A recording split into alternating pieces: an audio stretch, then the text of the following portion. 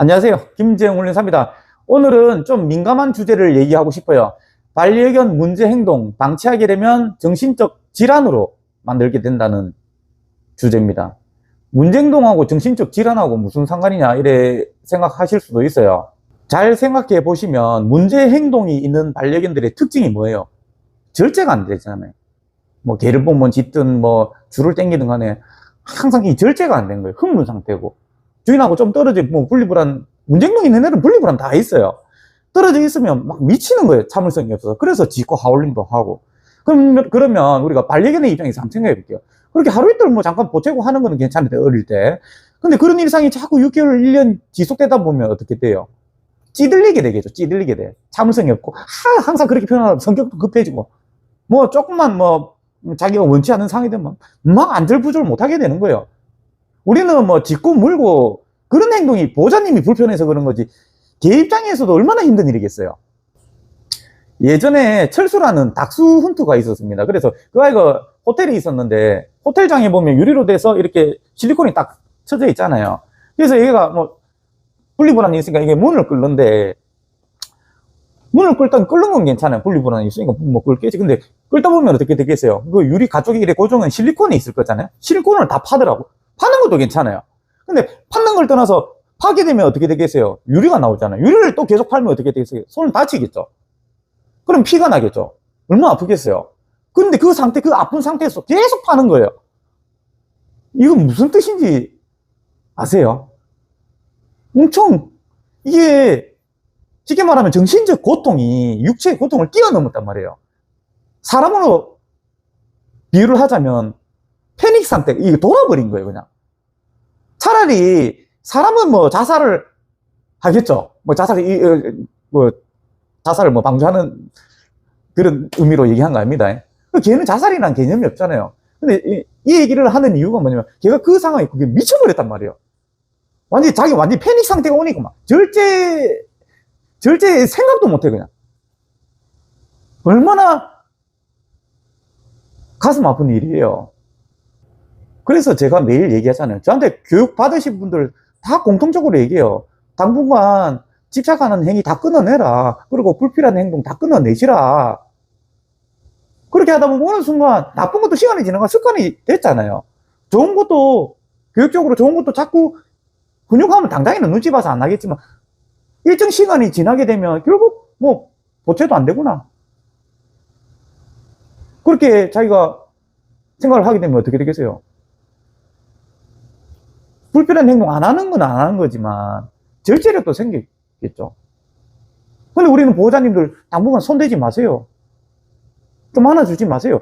손대지 말고 안아주는 게 나쁜 건 아닌데 적당히 해야 되고, 특히나 문제행동이 발생했을 때는 아예 안 해야 돼요. 당분간은 그런 행동 안 할 때까지는.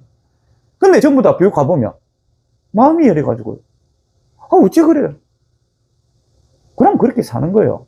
그런데 과연 그런 보호자님의 반려견을 사랑한다고 얘기할 수 있을 것 같으세요? 저는 아니라고 봐요. 아마 지금 이 영상 보시는 분들 보면 그런 분들 계실 거예요. 우리가, 아니, 어떻게 반대로 제가 좀 민감한 주제라 얘기했던 이유가 어떻게 생각해 보면 내가 마음이 열어서 못하겠다는 건 이거하고 똑같아요. 내 마음 편하려고. 걔는 힘들든 말들든 뭐 패닉 상태가 오든가 말든가 나는 모른 체 하겠다 이 말이잖아요. 얼마나 무책임한 생각이에요.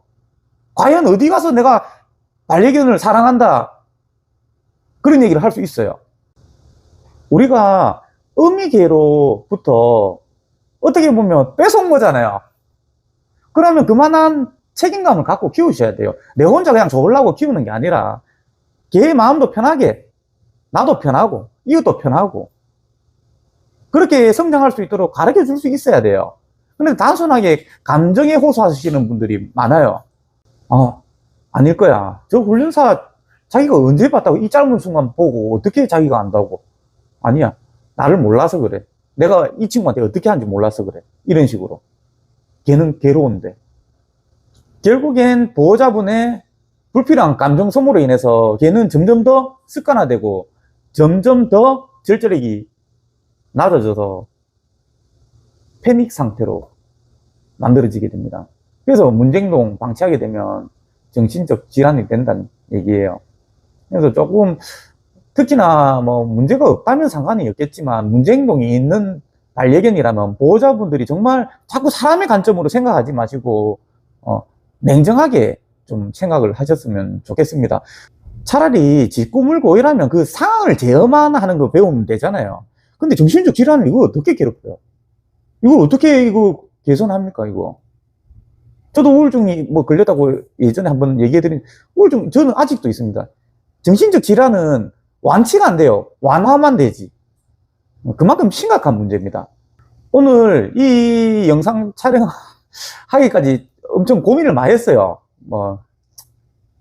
참, 이게 좀, 어떻게 보면, 보호자님이 듣기엔 정말 부담스럽기도 하고, 그래도 저는 할 말은 해야 되고, 또, 정말 도움이 됐으면 하는 마음으로 얘기를 해드리는 거예요. 그래서 요거 참고하셔서, 조금, 문제행동이 생겼다 하면, 교육적으로 접근을 하셨으면 좋겠습니다. 그거는, 결국은, 문제행동을 떠나서, 나도 심리적으로 편해지고, 반려견도 심리적으로 편해지고, 결국은 서로에게 좋은 것이기 때문에, 그렇게 생각하시고, 자꾸 감정이입 안 하셨으면 좋겠습니다.